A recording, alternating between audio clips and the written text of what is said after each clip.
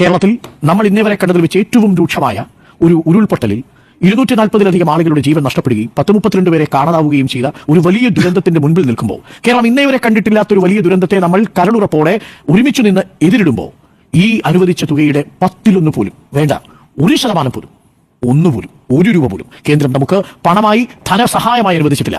ആ അനുവദിച്ചതാവട്ടെ 529 കോടി രൂപ മാത്രം. ഞാനിത് NDRFന്റെ ഭാഗമായിട്ട് കേന്ദ്ര സർക്കാർ തന്ന പണത്തെ അല്ല കണക്കാക്കുന്നത്. അതുകൊണ്ട് ഞാൻ തുടക്കത്തിൽ പറഞ്ഞത് NDRFന്റെ ഭാഗമായി വിവിധ സംസ്ഥാനങ്ങൾക്ക് കൊടുത്ത പണം അവിടെ ഇരിപ്പുണ്ട്, അതിന്റെ കണക്കിലല്ല ഇടപെടുത്തിയിരിക്കുന്നത്. അതിന് പുറമെ ഈ പ്രത്യേക ദുരിതാശ്വാസമായിട്ട് കേന്ദ്ര സർക്കാർ പ്രഖ്യാപിച്ചതാണ്. ഇത് അമിത്ഷാ തന്നെ ട്വീറ്റ് ചെയ്തിരിക്കുന്ന എക്സിൽ പറയുന്നതാണ്.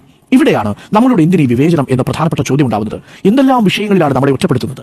ഇവിടെ ഈ മരണമുഖത്ത് നിൽക്കുമ്പോൾ, തീവ്ര ദുരന്തത്തിന്റെ മുഖത്ത് നിൽക്കുമ്പോൾ കേരളത്തെ എന്തിനിങ്ങനെ ഒറ്റപ്പെടുത്തുന്നു എന്നതാണ് പ്രധാനപ്പെട്ട ചോദ്യം.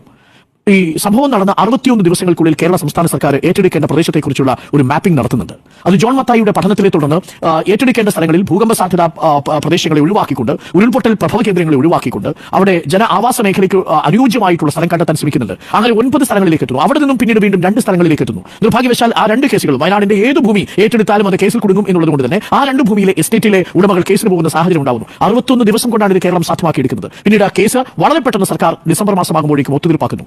ലിസ്റ്റ് തയ്യാറാക്കുന്നു. ലിസ്റ്റ് 1ഉം 2ഉമായി തയ്യാറാക്കുന്നു. ആ ലിസ്റ്റ് 1ഉം 2ഉം തയ്യാറാക്കുമ്പോൾ അതിൽ 323 പേരുടെ പേരുകൾ വരുന്നു. 79 പേർക്ക് പണം നൽകിയാൽ അവർ ഓക്കെയാണ് എന്ന നിലപാട് അറിയിക്കുന്നു. പ്രതിഷേധങ്ങൾ ഉണ്ടാവും, ഇതൊക്കെ നമ്മൾ കണ്ടു. പക്ഷേ ഏറ്റവും പ്രധാനപ്പെട്ട ചോദ്യം ഇതിൽ കേന്ദ്രത്തിന്റെ എത്രയാണ് വിഹിതം എന്നുള്ളതാണ്. ഏറ്റവും കൂടുതൽ നമ്മൾ ആദ്യം പ്രധാനമന്ത്രി കഴിഞ്ഞ ഓഗസ്റ്റ് മാസം 10-ാം തീയതി, അതായത് ഈ ദുരന്തം സംഭവിച്ച 10-ാം ദിവസം കേരളത്തിലേക്ക് എത്തുന്നുണ്ട്. നമ്മുടെ നൈസമോളിനെ ചുറ്റിപ്പിടിച്ച് പറയുന്നുണ്ട് കേരളം ഒറ്റയ്ക്കല്ല എന്ന് ഉറപ്പ് നൽകുന്നുണ്ട്. നമ്മളത് വിശ്വസിച്ചില്ലേ?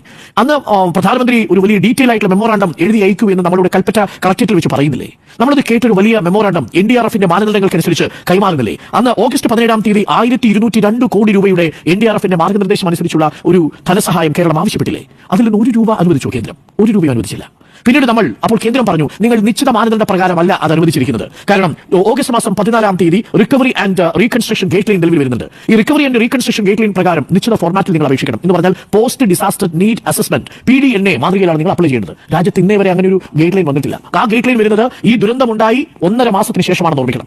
ആ ഗേറ്റ് ലൈനിന്റെ അടിസ്ഥാനത്തിൽ 3 മാസത്തിനുള്ളിൽ നവംബർ മാസം 13-ാം തീയതി ഈ 2221 കോടി രൂപ വയനാടിനും 98 കോടി രൂപ വിലങ്ങാടിനുമായിട്ട് കേരളം ആവശ്യപ്പെട്ടില്ലേ? അതിൽ നിന്ന് 1 രൂപ നിശ്ചിത മാനദണ്ഡ പ്രകാരം നമ്മൾ കൊടുത്ത അപേക്ഷയിൽ കേന്ദ്ര സർക്കാർ അനുവദിച്ചു? ഒന്നും അനുവദിച്ചില്ല. ഒടുവിൽ നമ്മൾ ആദ്യ മാസം മുതൽ പറയുന്നില്ലേ ഇത് L3 കാറ്റഗറിയിൽപ്പെട്ട ഒരു ദേശീയ ദുരന്തമായി പ്രഖ്യാപിക്കണമെന്ന്? അന്ന് എന്താ പറഞ്ഞത്? അതിതീവ്ര ദുരന്തം എന്നൊരു കാറ്റഗറി ഇല്ല, പക്ഷേ L3 എന്നൊരു കാറ്റഗറി ഉണ്ട്. ആ കാറ്റഗറിയിൽ പ്രഖ്യാപിച്ചാൽ കേരളത്തിൽ ഇന്ത്യ രാജ്യത്തെ ഏത് MP-മാർക്കും ഈ സംസ്ഥാനത്തേക്ക്, ഈ ദുരന്ത നിവാരണ മുഖത്തേക്ക് പണം നൽകാൻ സാധിക്കും, സംഭാവന നൽകാൻ സാധിക്കും. അതിനുവേണ്ടി നമ്മൾ പലതവണ പറഞ്ഞില്ലേ, പല നിവേദനങ്ങൾ സമർപ്പിച്ചില്ലേ? ഒടുവിൽ സമരം ചെയ്തതിനു ശേഷമല്ലേ L3 കാറ്റഗറിയെ പ്രഖ്യാപിച്ചത്?